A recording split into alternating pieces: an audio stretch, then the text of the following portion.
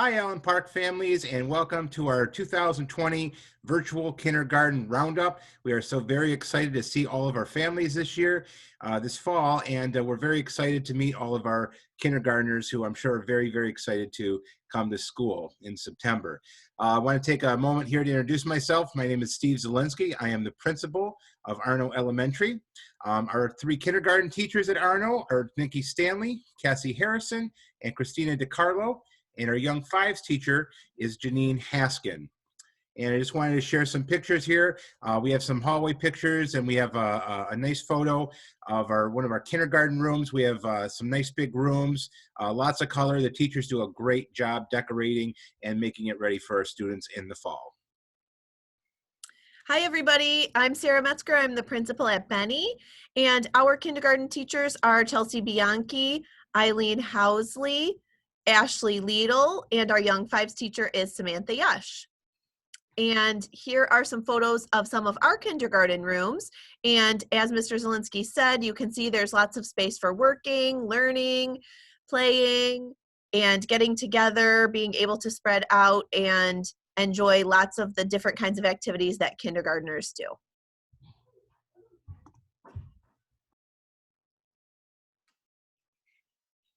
Hi, my name is Kathy Lott, and I am the principal at Lindeman Elementary. And we're fortunate to have 4 kindergarten teachers at Lindeman, Aubrey Peschke, Corinne Eastlick, Maddie Cox, Stephanie Parton, and then we also have a Young Fives classroom, and the teacher there is Jennifer Van Maley.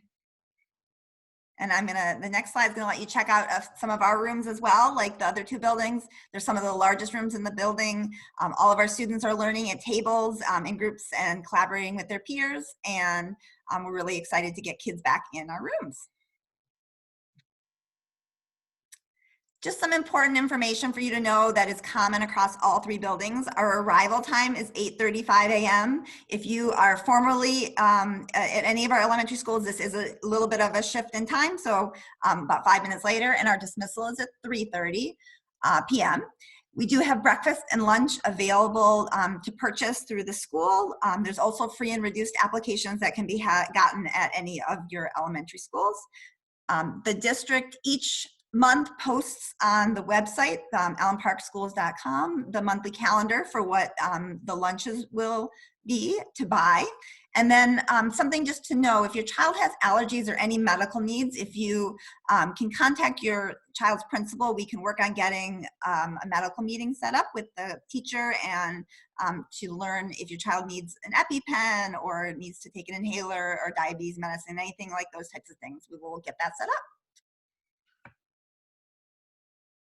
So we also have some additional special services, support services in all of our buildings. Our student advocates who work in the office are trained on for some of our medical needs, as well as just to be there to support students throughout the day. We also are fortunate to have at each building a literacy coach and reading paraprofessionals that work with our students that might be struggling in reading, so that we can try to work to get them back up to where they should be. We also have speech and language teachers in each of our buildings, and all of our buildings also have a full-time social worker. All buildings in Allen Park Public Schools function using PBIS, which is Positive Behavior Support and Interventions, and implemented grades Y5 through 5 in all of our elementary schools. It is unique to each of our buildings, but the focus in general is on being respectful, responsible, and safe. And as you get to know a little bit more about your building in the fall, you will learn a lot more about the specifics within your own building. It's a great picture, just sort of checking out some of the things that go on in kindergarten. All right, so let's talk really quick here about a day in kindergarten. So, of course, we have the morning arrival, the usual morning activity, an independent review. There's always a daily calendar that the kids are working with the teacher, and a morning meeting. There's a literacy block where there's guided reading taking place in a small group setting. There's read to self, partner, letter word building activities, listen to a story and writing within that literacy block. And then we have recess and lunch, and the kindergartners usually eat lunch around the first time around 11 o'clock. In the afternoon, they're coming back from lunch. They do have mathematics, lessons and activities, special time, and we do have specials. We have 5 specials at our elementary schools. We have art, music, media, technology, and gym. There's snack and quiet time, science, social studies, and writing lessons and activities. There's some center time, free play. The kids love that free play. There's also reading buddies that they might attend to once a week. And then they have an end of the day routine where there's usually a teacher read aloud and the kids clean up, pack up, and they get dismissed at 3:30. Some things that you might be wondering about are some elements of kindergarten readiness. So what kinds of things should my child be able to do, be able to know about in order to be ready for kindergarten? So we're starting with social and emotional because that's one of the biggest things for kindergartners. So if kindergartners have these social and emotional skills in the works or are developed, they're going to really be successful in this environment. So things like taking turns, working and playing with others, the ability to be with other adults outside their family, and to understand and recognize that other people have feelings. So what might hurt someone's feelings, what might make someone happy, and all of those feelings in between. In terms of language and communication, your child should be able to name common objects around the house, things that you see in your neighborhood or when you're out on shopping trips, have the ability to follow 1 to 2 step directions. Your child should have a vocabulary, so there should be lots of words that they're using to describe things. They might be asking a lot of questions to figure out new vocabulary or to learn new words. So answering those questions, while it might be overwhelming, it's really important. And another thing is that we want to encourage our kindergartners to communicate their needs and feelings with words, so verbally, in a socially appropriate manner. So to use polite words or to use requests instead of demands, those are the kinds of things that we're looking for when students enter kindergarten. In addition, in terms of cognitive development, these are some things that we hope kindergartners know or can do when they enter school. So make simple patterns like square, triangle, that would be an A, B pattern. Recognize and identify their colors and simple shapes. Recognize and identify numbers from 1 to 10, so know what they look like and know how, maybe start to know how to write them. Be able to count out loud to 20. Recognize and identify many upper and lowercase letters. If they know them all, that's fantastic. If not, we want them to know as many as they can, especially the ones that are in their name. Know some letter sounds. So again, as many letter sounds as they can know is really, really wonderful. If you have to start somewhere, then start with the letters that are in their name. What sounds do those make? And being familiar with books and concepts of print. So what is the cover of a book? Who is the author? What direction do you turn the pages? How do you hold the book? And to be able to sit and listen to and discuss a story.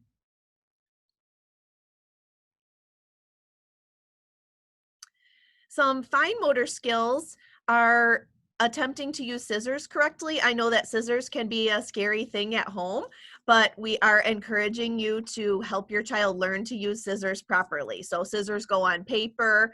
How do you hold scissors properly? You know, which fingers go in the holes of the scissors? Those are the kinds of things that are great to start working on. Start to develop the correct grip of a pencil, so that pointing 3-finger pencil grip, that's an important thing to work on too. Have the ability to write their first name. If they can write their last name too, that's a total bonus, but definitely their first name.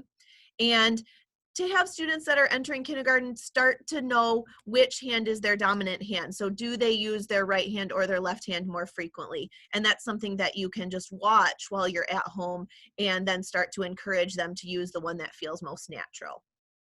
In terms of their gross motor skills, we encourage students that are entering kindergarten to be able to catch a ball, to skip, and to balance on one foot and the other. So some things that you can practice right now to get ready for kindergarten are some school behaviors like being able to open your food packages and containers independently. So normally at home, those are things that you or adult family members might do for kids because it's easier. And we understand that, but when they come to school, they'll be encouraged to do those things on their own. So start practicing how to open a Go-Gurt, how to uncap a water bottle, how to unscrew your thermos or open a bag of chips. And then if you try it and you're not able to do that, how do you politely ask for help? So those are good things to practice. Another biggie is having a set period of time for starting and finishing eating. So 20 minutes is our target goal. So a lot of times, some of our younger friends, they are used to lingering at the table and enjoying their food for long periods of time. We want to encourage them to try to start and be done within 20 minutes. To clean up after yourself, your snack packages, your work materials, any things that jobs or tasks that you might be doing at home. Encourage students to be able to transition or to stop an activity when given a direction, particularly if it's something that they enjoy. So how can we learn to stop those things even when we don't really want to? Another biggie is to take a time out without the use of a screen or a device. So when there's a consequence for a behavior, that's how we learn, but we are encouraging you to start having your child have a timeout in a safe spot where they're not using a device to calm down. So use calming breaths, use kind words, try to sit quietly. Those are the things that we want to practice. And then finally, if you have a device that has a mouse, we encourage you to start helping your child learn to use that. That can be a little tricky at the beginning.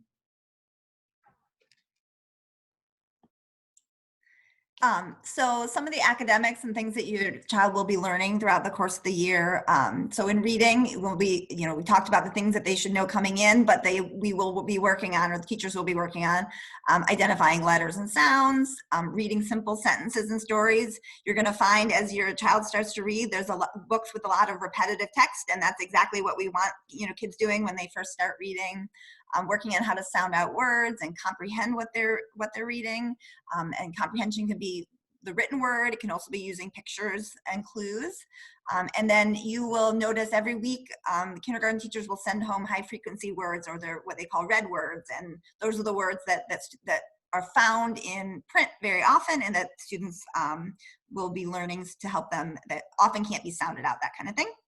In mathematics, they will be working on counting up to 100.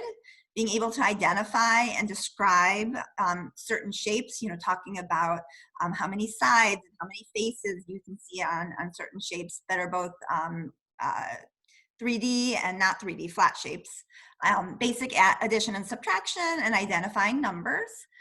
In writing, as Mrs. Metzger alluded to, it's really important for our students to know how to write their first and last names when they leave kindergarten, write them correctly with a combination of uppercase and lowercase letters, write simple words, spelling simple words phonetically, writing 1 to 2 sentences. You will notice when students first start to write, a lot of their writing is phonetic, and we don't correct that. We want them to learn to write that way.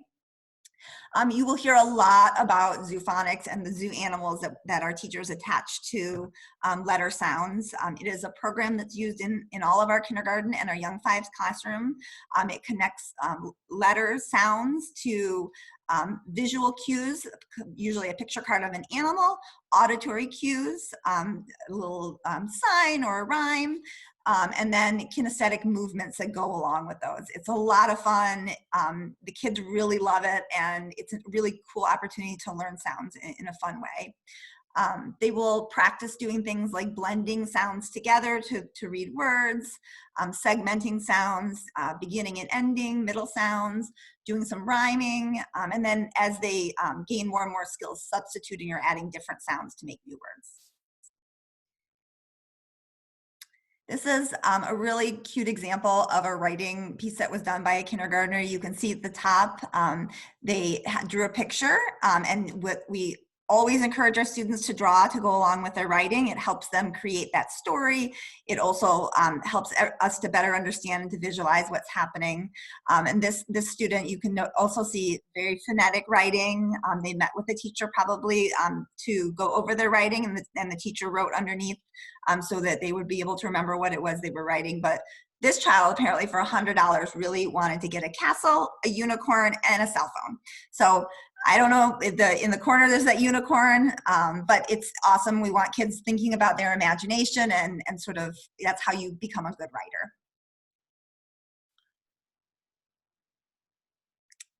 And here are some examples of students, doing different things. You can see doing some reading and some patterning and shapes. Down in the left-hand corner, it looks like it was the 100th day celebration. So lots of ways, hands-on, kinesthetic, auditory ways to learn all these skills.